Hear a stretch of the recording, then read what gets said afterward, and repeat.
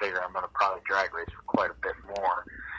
Maybe I'll get a chance to go to just about all of them. So your least favorite track would be Sonoma? Pomona, it's just, man, that right lane. You know, it's the facility. I mean, I won the 60th this year. So, I mean, just the history ingrained in the facility, that everything is awesome. But, man, it's like, I want to, like, call a concrete company to pour some concrete in that right lane. Man, my car was bouncing in the finals against Gordon. It was just, man, it was the only time I have ever stayed in the gas on a car with it being so dangerous, because I was in the finals at a national event, and I had to, and I still lifted at 900, 1,000 foot, because it's just, the bump was just horrendous. So, but, you know, maybe they'll talk about fixing it sometime this year. Maybe that will happen. You know. So now, what drivers were some of your biggest inspirations for drag racing?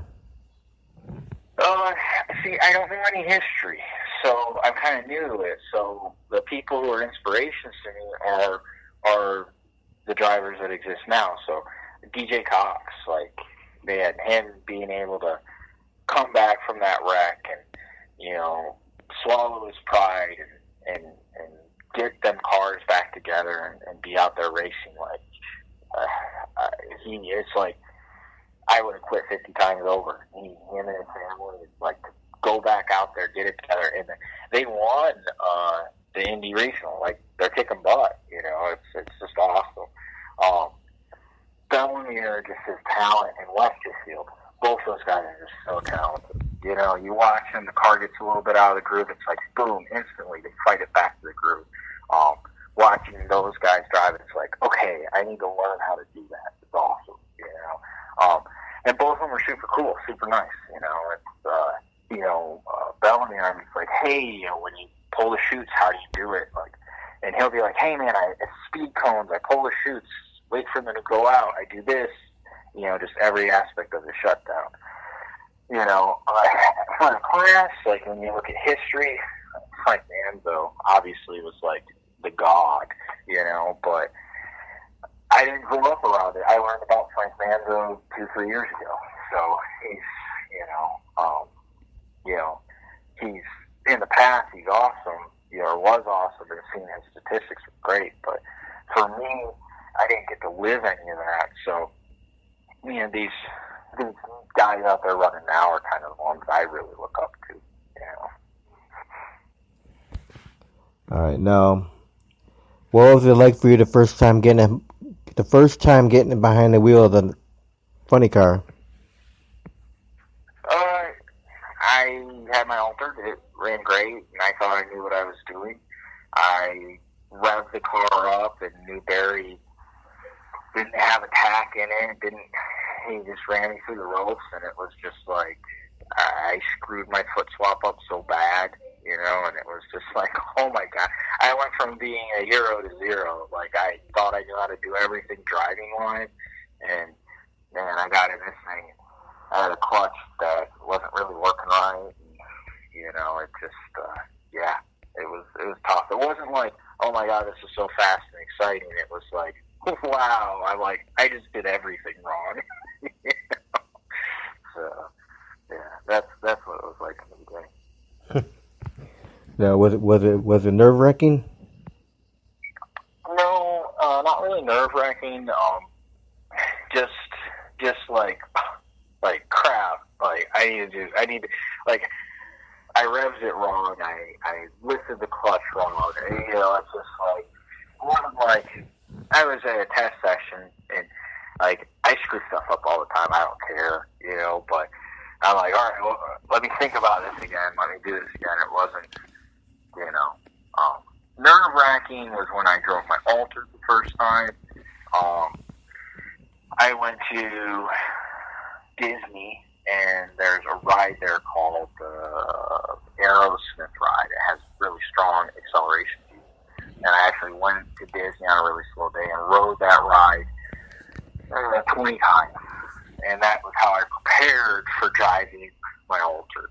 And it actually worked really well. I was very nervous driving the altered because I had never driven anything that fast before. But it was not as scary as I imagined. So it worked out well. So no claustrophobia when they put the body down on you? No, actually, it gives you a false security of comfort.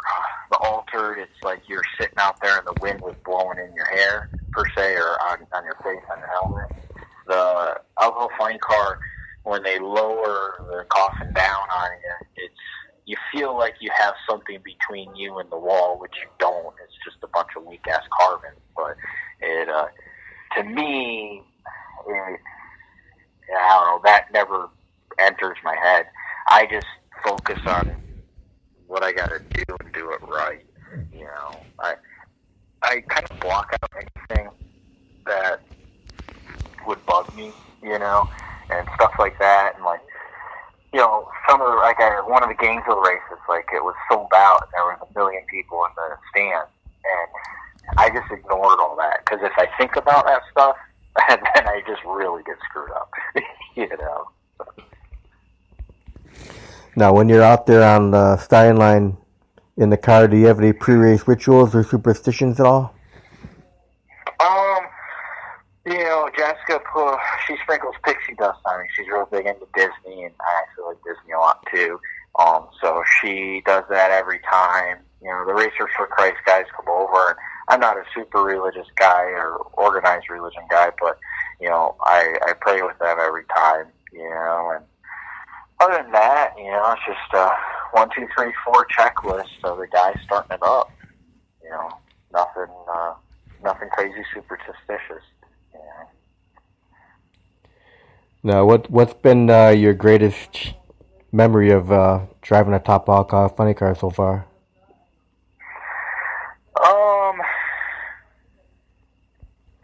It was Pomona. Round 1, I had Jay Payne. I beat him on a hole shot.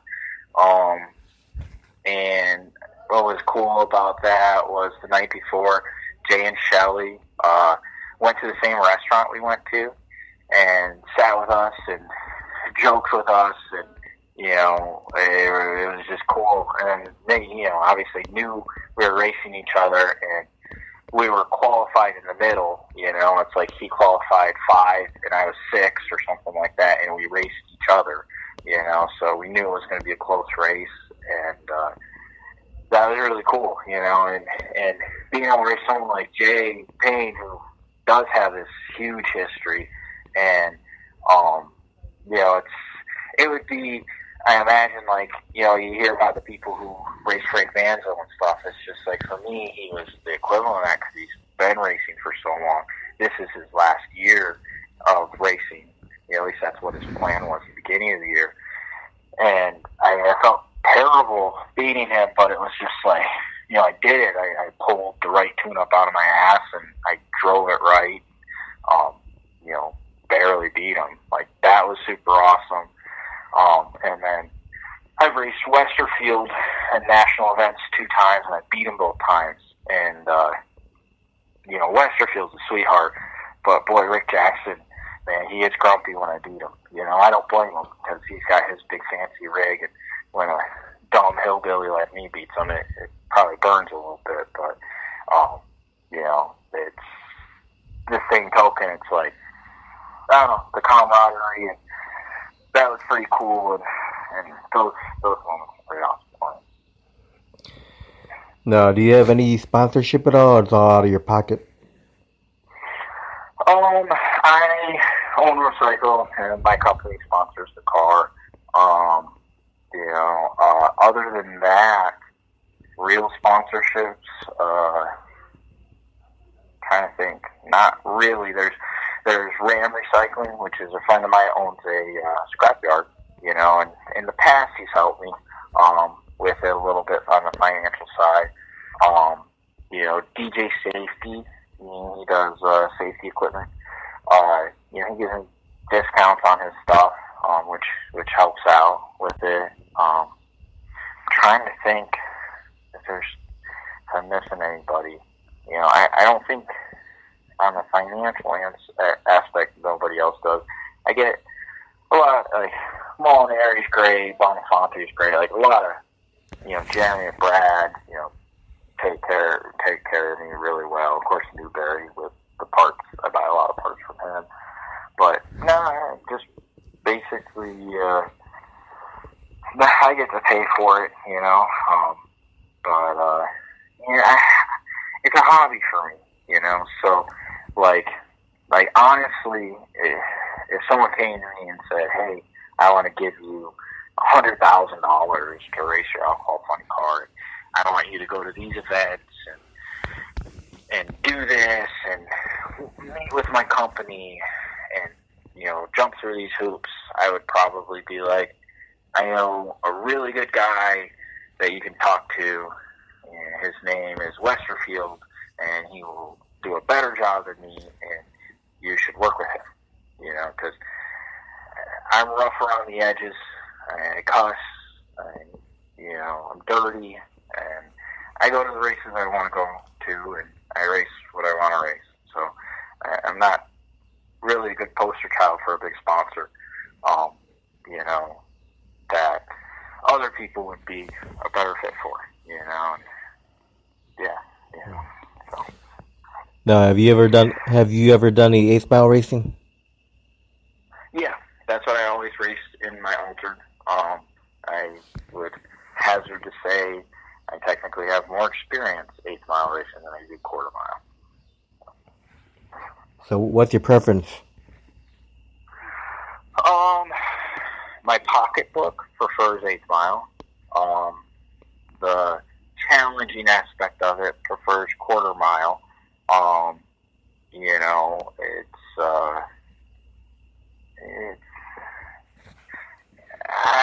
I like both, for different reasons. I couldn't say I have one that I prefer over the other. The Midwest Drag Racing Series, they're running 8 Mile. I think it's awesome, and I think I love that it's different from NHRA. Technically, since the pros don't run quarter mile anymore, alcohol funny car and top alcohol dragster are the two fastest quarter mile classes NHRA has. I would not want to see that change, I think that's awesome. So, no real preference. I like them both. They're different tune-ups, different everything with it, but, I definitely, I like them both. Now, where do you get all your fire safety equipment from? Most of that comes from DJ Safety. Taylor, I do have a couple things from him as well. I use Stroud chutes, but my suit, my diapers, DJ Safety in the beginning gave me, I call it a 50% discount on all this stuff.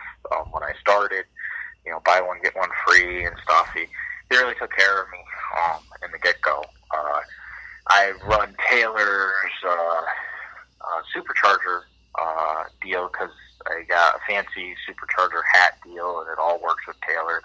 Taylor's a nice guy, way cleaner, way more clean cut than me. I definitely look like a hillbilly compared to him, but he makes good stuff. Like, there's no doubt about that. The same with Stroud. Their parachutes have been working really good for me. DJ Safety, work with Big Ben? Yeah, Big Ben. Yep, exactly. So he takes care of me. He did my suit. He did diapers, my Lenko bags. I get 90% of the stuff on the car is his.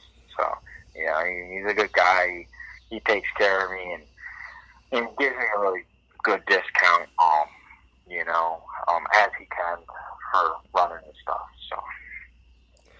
So now, what kind of preparation goes into getting that funny car ready for a weekend? Basically, I usually pull the heads off, off the rods, and I do check the pistons, just do your normal stuff there, go through valve springs, see if any of them gone down, it depends on the clutch. Sometimes I, I usually take the entire clutch apart. I have to resurface all my floaters because I take my clutch apart every run. But I have a Van Newman surfacing machine that I grind the floaters and sometimes grind the actual pressure plate flywheel with every race.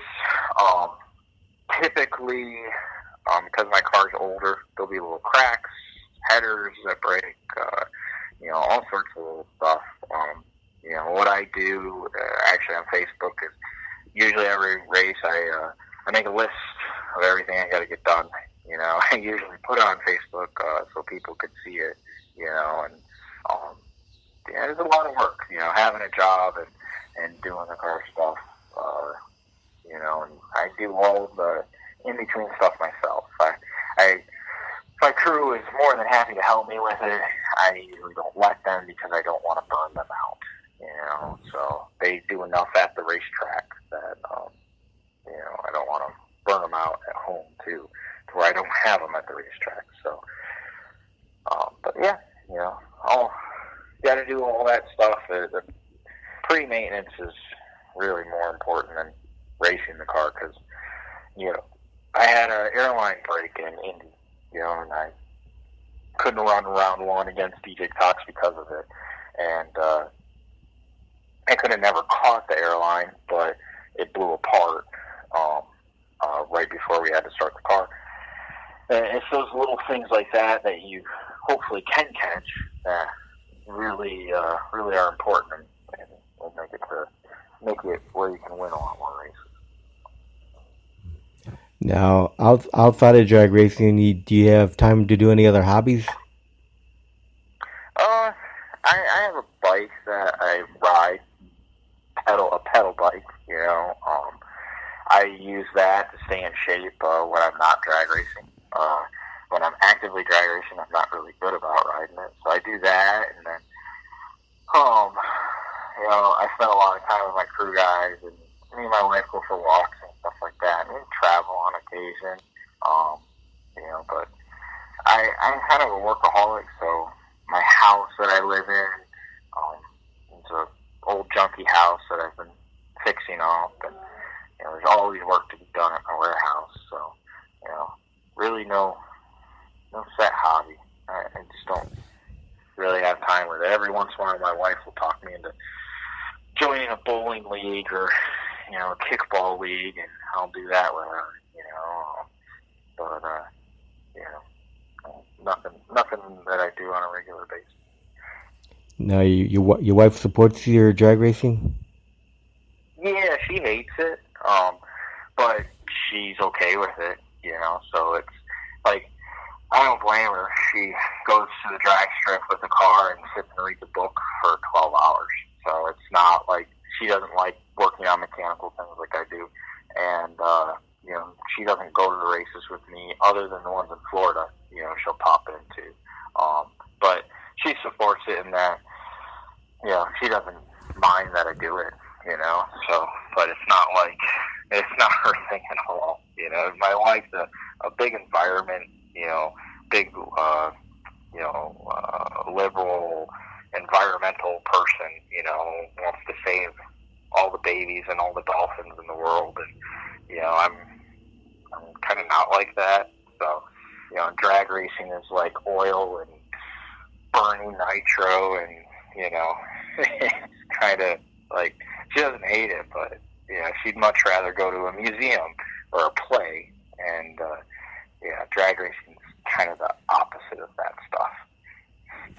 Do you have any kids? I have a 22-year-old stepson, and that is it. So, for my kids, I have a lot of nieces and or not nieces, nephews that as well.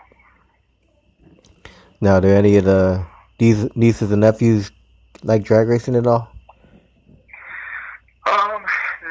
I try to keep away from everyone in the family. The Mendolas, my crew, they call me their uncle. I'm not really, the uncle, but that's what they call him. Anthony, the 2-year-old, is obsessed with cars and obsessed with my truck, and he really loves it. My blood nephews, I think, could get into it, and even my kid, I want to say I didn't want him around it. I wanted him to do his own thing, and I didn't want to push drag racing onto him, because it is such an expensive sport. And it worked out because he found other things that he was into that are not nearly as expensive. So it's kind of like, you don't want to like have your kids get into heroin. And drag racing is like a little more expensive than heroin. So yeah, I try to kind of keep it separate. Yeah. Now, if you were able to hit a time travel machine and go back in time, would you do anything differently with the drag racing career? There's a lot of things I did wrong at a lot of different times, I've probably kicked the rods in my motor probably 10 times, 8 times, because of stupid stuff I did. Me messing up.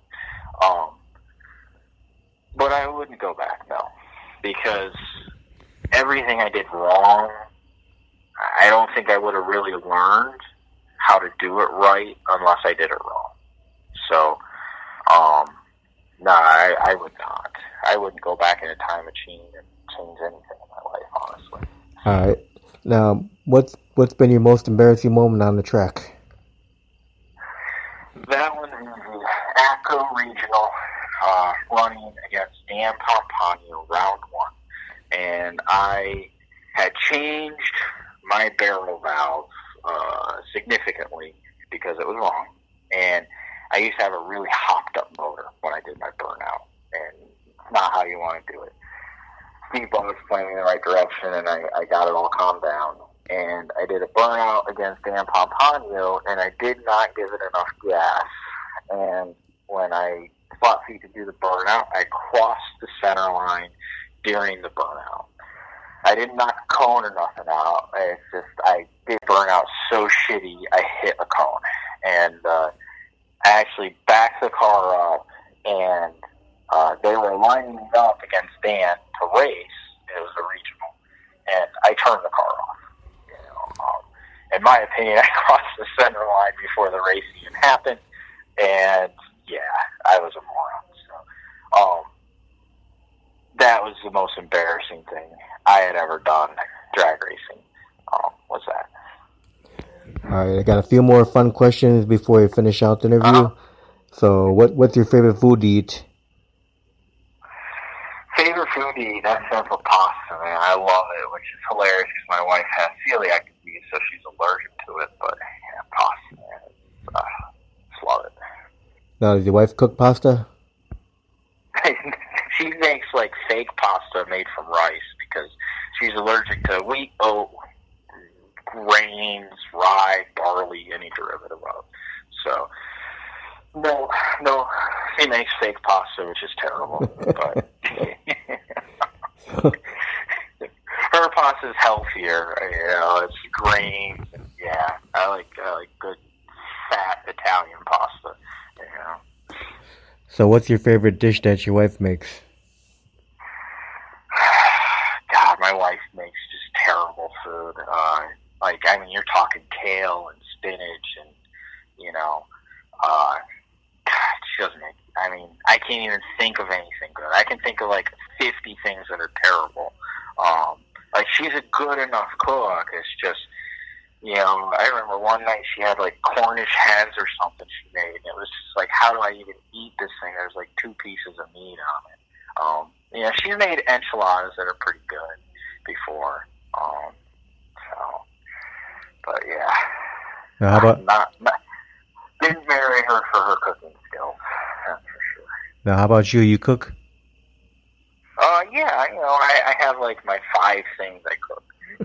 I'm really bad about going out to eat, but I make pasta and spaghetti a lot, and then golly, I haven't cooked in a while, honestly. I kind of throw crap together and eat it for dinner, and then I eat out. I eat lunch every day, and I go to a soul food place in the town that I go to. I eat there literally just about every day. So, Now, does your crew do any barbecuing at the track? We don't do any cooking at the track, not at all. So since we're short-staffed with the crew, we typically work all day, and we'll send Jessica to go get sandwiches or something from someplace, and then we go out to a local restaurant if we can find something good, or go out to a steak place or a Mexican place or whatever. And for us, eating out at a restaurant is the more cost-effective / simpler, easier thing to do.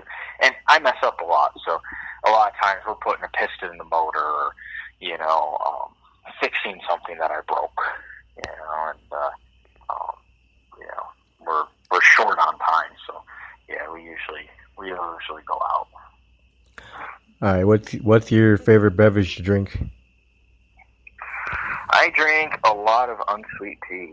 I used to drink sweet tea, but I'm getting old now, and I don't want to get fat, so I drink unsweet tea.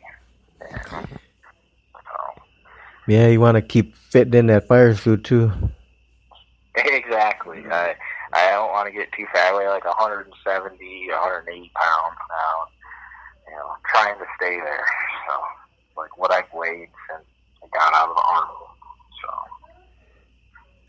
Now, what is your favorite type of music to listen to? I listen to just about everything. Lately, I've been listening to, like, don't make fun of me too much, like folky, alternative rock crap. I've listened to rock. I've listened, and not a lot of country. Used to listen to hip hop and rap when I was younger. Not so much now, but a few songs I like now. But yeah, mainly that type of music. Now, when you were growing up as a kid, did you have a favorite cartoon to watch? Let's see. I think it was X-Men. That was my favorite cartoon as a kid. I think X-Men, and then what was the one that was right next to it? I can't remember. Yeah, X-Men for sure. What's your favorite movie of all time? I have no idea. I don't know. And lately I've been on the comic book stuff, watching a lot of that stuff, the more darker stuff. And honestly, don't make fun of me too hard. I watch a lot of anime when I fall asleep. It puts me to sleep. It's mindless enough. And I lived in Japan for 3 years when I was a teenager, so I like a lot of the Japanese anime, the dark, twisted, evil crap, So what's your favorite kind of movies? Scary, suspense, action? More like dark comedies, dark, not like scary, like horror, but like just twisted type stuff, primarily. What's your biggest pet peeve?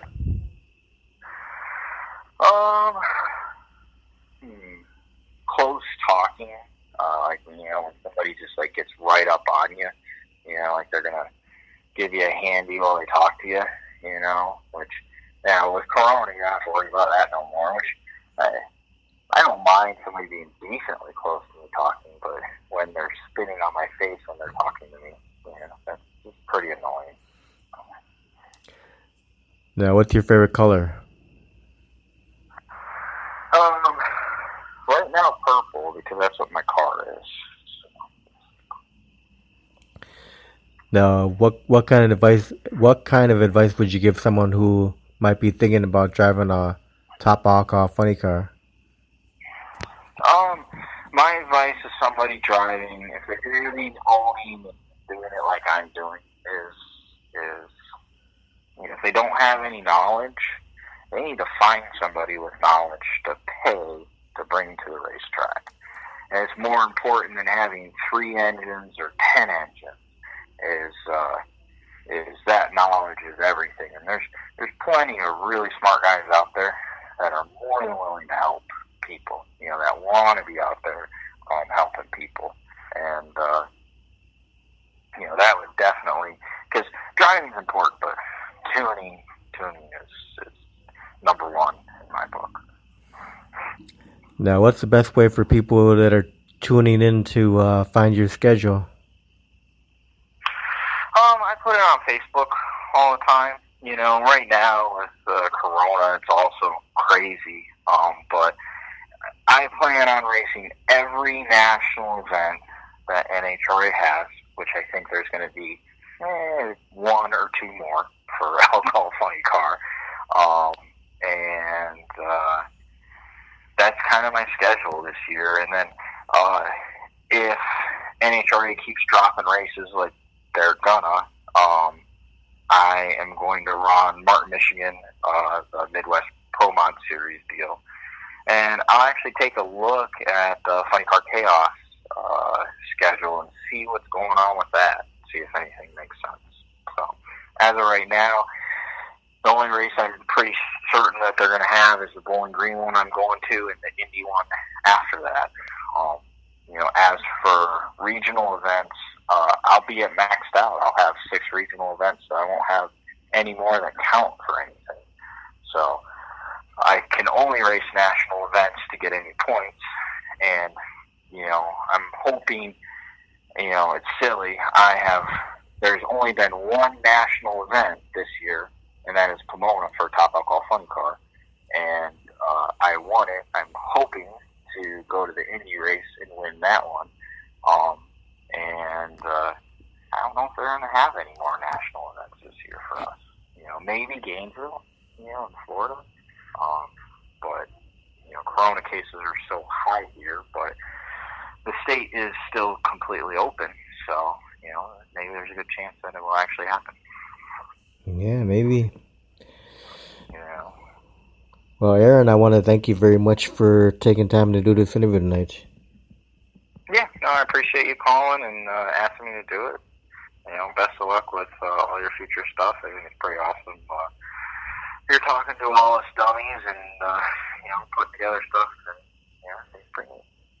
So. Best of luck to you with the rest of the year. Yep, I appreciate it. And you have a great evening. You too. Bye-bye. Bye.